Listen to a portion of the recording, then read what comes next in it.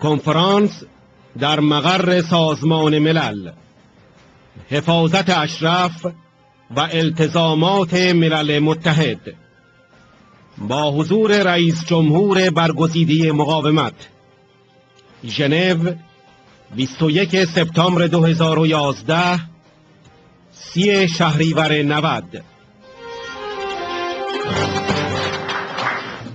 Merci, Monsieur le Président.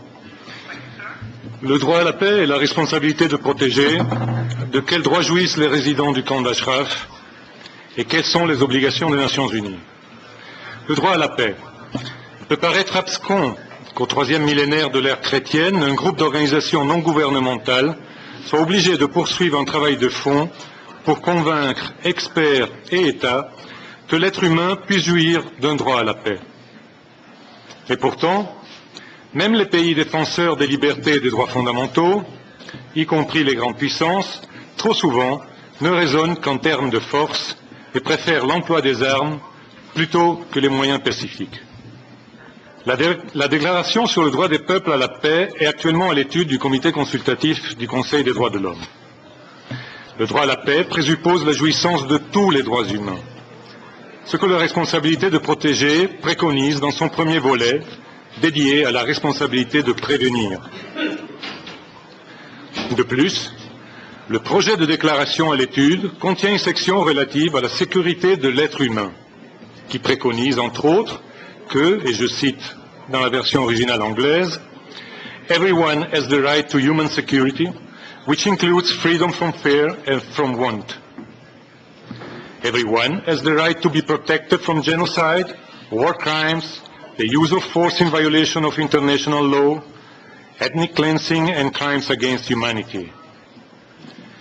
If states are unable to prevent these crimes from occurring within their jurisdiction, they should call on member states and the United Nations to fulfill their responsibility in keeping with the Charter and international law.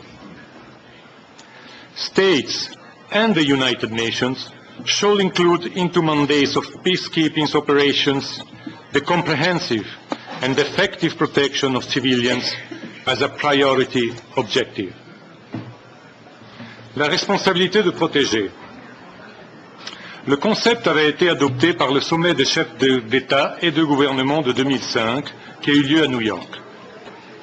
Mais c'est seulement depuis le début de cette année, avec l'adoption par le Conseil de sécurité des résolutions 1973 et 1975 portant sur la protection des civils en Libye et en Côte d'Ivoire, que la responsabilité de protéger a été portée sur le devant de la scène politique internationale. Certes, son application est lacunaire, dans la mesure où, pour l'heure, la communauté internationale semble vouloir ignorer le premier volet, qui consiste dans la mise en œuvre de mesures préventives, telles que le respect du droit des peuples à l'autodétermination, la protection et la promotion de tous les droits humains, y compris le droit au développement, mais aussi la promotion de la bonne gouvernance, la révision des règles du commerce international, le contrôle démocratique des dépenses d'armement. En effet, la Commission internationale de l'intervention et de la souveraineté des États, qui a élaboré le concept de responsabilité de protéger, dans son rapport publié en décembre 2001, précise dans son introduction que, et je cite, « Les États souverains ont la responsabilité de protéger leurs propres citoyens contre les catastrophes qu'il est possible de prévenir. Meurtres à grande échelle, viols systématiques, famine. S'ils ne sont pas disposés à le faire ou n'en sont pas capables, cette responsabilité doit être assumée par l'ensemble de la communauté des États. » Or, quelle est la situation au camp d'Ashraf? Dans le cas qui nous préoccupe aujourd'hui, les autorités irakiennes non seulement ne sont pas disposées à protéger les résidents du camp des menaces provenant de la République islamique d'Iran, mais elles sont les auteurs matériels des violations graves des droits humains instigées par les autorités iraniennes. C'est pourquoi l'ensemble de la communauté des États doit assumer sa responsabilité de protéger en mettant en œuvre tous les moyens dont elle dispose pour assurer la protection physique des résidents du camp d'Ashraf et pour assurer qu'une solution durable pour l'évacuation des résidents puisse être mise en œuvre. Les appels que nous lançons depuis 2009, de concert avec d'autres organisations, sont restés sans réponse pour l'heure.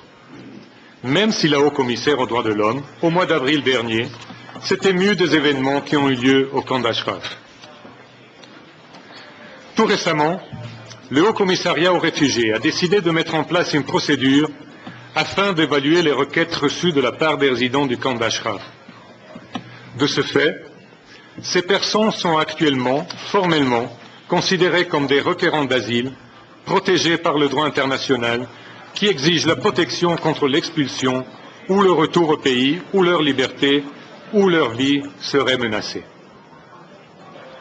Ce pas positif ne doit pas occulter les graves violations des droits humains subies par les résidents du camp d'Ashraf.